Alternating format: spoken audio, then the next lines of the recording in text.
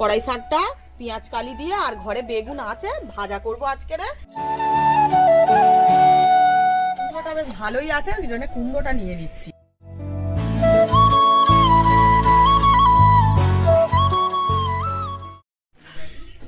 সুপ্রভাত বন্ধুরা, সম্পাদ ছোট্ট ফ্যামিলিতে তোমাদের স্বাগত জানাই। তোমরা কেমন আছো? আশা করি রাধা গোবিন্দের কৃপায় ভালো আছো। আমিও ভালো আছি। আর দেখো, সকাল সকাল এক কাপ র চা আর তার সঙ্গে বাসি পরোটা দিয়ে ছেলেকে টিফিন দিচ্ছি। আমি আর মা দুজনের খাওয়া হয়ে গেছে। আর আজকের ওয়েদারটা দেখো তোমরা, শুধু প্রচুর হাওয়া হচ্ছে, একদম হাওয়া, মেঘলা আকাশ, আর সেই ঠান্ডা ঠান্ডা। সবজিগুলো এসে গেছে, আমি একটু সবজি নিতে যাব। বাবুকে খেতে দিয়ে আমি একটু দেখি কি সবজি নেওয়া যায়, আমি একটু যাই। গরম গরম পরোটা আর সঙ্গে চা, আর বাইরে প্রচুর ঠান্ডা হাওয়া। সেই যে দূরে সবজি কাকু এসছে, মা নিতে গেছে। 220, 110। কড়াই শাক মানাবে, কড়াই শাক। হ্যাঁ, তুমি যে ভাবছো ওই টমেটো নিয়ে ব্যাঙ্গালোরে 100 পেঁয়াজ কালি আর বেগুন দিয়ে, ওই কথাই তো বলতেছি। ও ভাই, আমাকে 100 দাও। আগের বছর কড়াই শাক সব ওই পাড়া থেকে আনা হয়েছিল। যেগুলো 30 মিনিট, 20 আর 20 40, 40 আর 50, 90 দিয়ে যাচ্ছে। চলো, ও 5 টাকা দেবে। তাহলে কি কি বাজার হলো? এই তো বাবা, শসা, আর তোমার জন্য শসা নিয়েছি, আর পেঁয়াজ কালি, আর এই যে কড়াই শাক। শসা আমি একা খাবো? কড়াই শাকটা পেঁয়াজ কালি আর বেগুন দিয়ে ভাজা করব। হ্যাঁ, চলো শসাটা দিয়ে দিই। অনেক বাজার হয়ে গেছে, ঘরের সামনে থেকে সবজি বাজার হয়ে গেল। সবজি কাছে, কারণ 100 টাকা নিয়ে এসছি, 90 টাকার বাজার হয়েছে। আর ভাই বলছে যে 10 টাকা আবার ফেরত নিয়ে যাবে দিদি, তুমি কিছু নিয়ে নাও। সেই জন্য বলি দেখি কুমড়োটা বেশ ভালোই আছে, ওই জন্য কুমড়োটা নিয়ে নিচ্ছি। এই এই যা, ও ঠিক আছে। লাল, দারুন, একদম দারুণ কুমড়ো। মিষ্টি হবে খুব। মাপলে বেশি 300 টাকা। দেখি কুমড়ো আমার সত্যি আর ব্যবহার হেভি ভালো ভাই। এই দেখো, শীতের সবজি একদম বাড়ির সামনে তো আমার আছে, ওই জন্য কিছু সবজি নিয়ে নিলাম। আর এই শীতের শুরুতে এই যে কড়াই শাকটা আমি কিন্তু প্রথম কিনলাম। কড়াই শাকটা পেঁয়াজ কালি দিয়ে আর ঘরে বেগুন আছে, ভাজা করব আজকের। আর 2 রকম মাছের তরকারি করব। মা তো ট্যাংরা মাছ খায় না, আমি ট্যাংরা মাছ কিনেছি। আর মায়ের 2 পিস চন্দনা ইলিশ আছে, ওই ইলিশ মাছটা মাকে আলু দিয়ে তরকারি করে দেবো, আর আমাদের ট্যাংরা মাছের আলু দিয়ে তরকারি করব। আর এই শাকটা শুধু ভাজা করব, ব্যাস আজকের এই সিম্পল মেনু।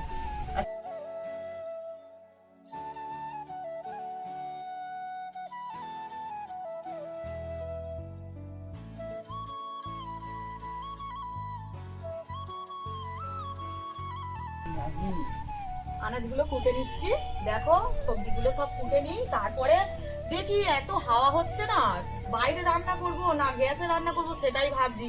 উনানে মা বলছে যে উনুনেই রান্না কর, উনুনটা ধরে গেলে আগা করে রান্না। দেখছো মা খালি বলছে উনুনেই কর, উনুনেই কর। মা উনুনে রান্না করলে আমি খুব ভালোবাসি, তা উনুনেই করে নি, আগা করে ধরিয়ে 2-3টে তরকারি তো, আর লাস্টে ভাত বসিয়ে দেবো। হাওয়াও হচ্ছে খুব, সেই দূরে উনুন বসে আছে।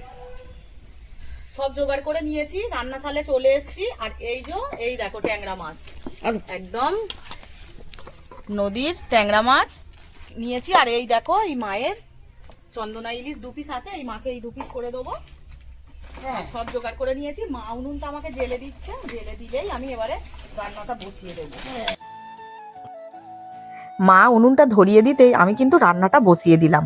আর প্রথমেই করছি পেঁয়াজ কালি দিয়ে বেগুন দিয়ে কড়াই শাক ভাজা, কারণ মা হচ্ছে কি খাবে না, মা তো ট্যাংরা মাছ খায় না, তাই ট্যাংরা মাছটা শত লাস্টে করব। আগে শাক ভাজাটা করে নিচ্ছি, তারপরে মায়ের তরকারিটা করব, তারপরে করব আমার ট্যাংরা মাছ। আর এই দেখো মায়ের সর্ষে বাটা দিয়ে একটুখানি সেই চন্দনা ইলিশের তরকারি করে দেবো আলু দিয়ে। মা আবার শুধু ঝাল খেতে পারে না, একটু আলু না দিলে মা পছন্দই করে না। যে কোনো তরকারিতে মায়ের হচ্ছে গাদাখানেক আলু দিতে হবে, উনি আলু খেতে যে এত ভালোবাসে, আমরা ওনাকে আলু বলে রাগাই, জানো তো। তা দেখো, দেখতে দেখতে আমার শাক ভাজা হয়ে গেল, শাকটা নামিয়ে নিলাম। নামিয়ে নেওয়ার পরে তারপরে আবার কড়াটাকে কিন্তু সুন্দর করে ধুয়ে নেবো, কারণ না ধুলে আবার কড়াতে লেগে যাবে মাছ। আর এদিকে দেখো মা আমার হচ্ছে ট্যাংরা মাছের মশলা করে দিচ্ছে। ট্যাংরা মাছের মশলাতে আমি একটুখানি গোটা গরম মশলা দিয়েছি। আমি মাকে বলেছি মা ওর সঙ্গেই আমাকে বেটে দেবে, জিরে, ধনে, লঙ্কা আর গোটা গরম মশলা, আদা রসুন সমস্ত কিছু একসঙ্গে মা বেটে দিচ্ছে। আর আমি হচ্ছে মাছটা ভেজে তরকারিটা বানিয়ে নেবো। আর এই দেখো এখানে দেখো মা আমাকে ট্যাংরা মাছে নুন হলুদ মাখিয়ে দিয়েছে। ট্যাংরা মাছটা দেখেছো এত দারুণ মাছটা। আর এই সময় তো মানে নদীর মাছ, সমুদ্রের মাছের চল বেশি, তাই না, বেশি ওঠে। সুন্দর খেতে ছিল মাছটা, আমরা তো খেয়েছি।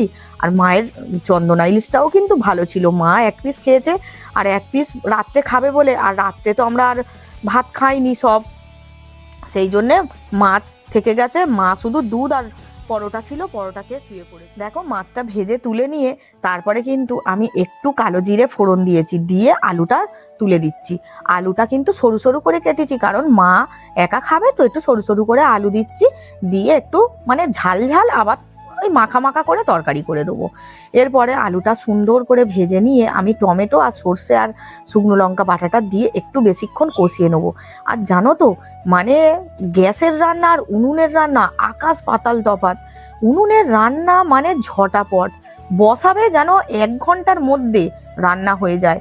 জোগাড় করা থাকলে তুমি শুধু রান্না বসাবে আর রান্না হয়ে যায়। এরপরে দেখো আমি মাছের ঝোলটা নামিয়ে দিয়ে এরপরে আমাদের ট্যাংরা মাছটা আমি ভেজে নিচ্ছি। ট্যাংরা মাছটা এত ফাটছিল, আমি কিন্তু ঢাকা দিয়ে দিয়ে ভেজেছি, কারণ এত ফাটে ট্যাংরা মাছ, তবুও কিন্তু আমি সর্ষের তেল মাখিয়ে নিয়েছিলাম। দেখো ট্যাংরা মাছ ভাজা হয়ে গেছে, নামিয়ে নিয়ে আমি আবার আলুগুলো দিয়ে দিয়েছি। আলুগুলো একদম মাংসর মতো করে বড় বড় করে কেটেছি, কারণ এটা তো এই তরকারিটা মাংসর মতোই হবে। মাংসর মতো আলু কাটলে এই তরকারিতে খেতেও বেশ ভালো লাগে। দেখো আলুটা হালকা করে ভেজে নিয়ে আমি ওর উপরেই কিন্তু পেঁয়াজটা দিয়ে দিচ্ছি। আমি আর পেঁয়াজটা কিন্তু আলাদা করে ভাজিনি আর আলাদা করে মশলাও করিনি, কারণ কেন জানো, উনুনের আতাস আর গ্যাসের আতাস আকাশ পাতাল তফাৎ। উনানে হলে তুমি সব মশলা একসঙ্গে দিলেও একটুও গন্ধ থাকবে না, মানে এত সুন্দর কষানোটা হয়। কারণ কি আগুনের আঁচ যত বেশি থাকবে কষানোও তত ভালো হবে। দেখো আমি একদম মশলা দিয়ে ভালো করে আস্তে আস্তে করে কষিয়ে নিচ্ছি। আস্তে আস্তে করে যত মশলা কষাবে কাঁচা গন্ধ থাকবে না, তত কিন্তু তরকারির টেস্ট হবে। আর সত্যি কথা বলতে দুপুরে তো খেয়েছি, আজকেরে ভয়েস দিচ্ছি, সুন্দর হয়েছিল তরকারিটা। বাবুও বলছে মা তরকারিটা এত সুন্দর হয়েছে। দেখো ঝোল তো ফুটে উঠলো, এবার আমি মাছগুলো দিয়ে দিচ্ছি, কারণ মাছ দিয়ে একটু ঝোলটা বেশিক্ষণ ফোটালে বেশ ভালো সেন্ট হয়। রান্নাবান্না করে চলে এলাম ফুল তুলতে। চান করা হয়ে গেছে, চান করে ফুলগুলো তুলে নিচ্ছি। ফুলগুলো বলতে 2টো ফুটেছে জানো, ফুল তো আর ফোটেই না, কারণ শীতকাল, জবা ফুলের তো সিজন নেই। তাও এগুলো বিদেশি জবা বলে সেই জন্য 2টো একটা করে মোটামুটি প্রত্যেক দিনই ফোটে। এরপরে আমি যাব পুজো করব। দেখো এইদিকে চলে এলাম, 2টো পিঙ্ক কালারের জবা ফুটেছিল, ওই 2টোও তুলে নিতে।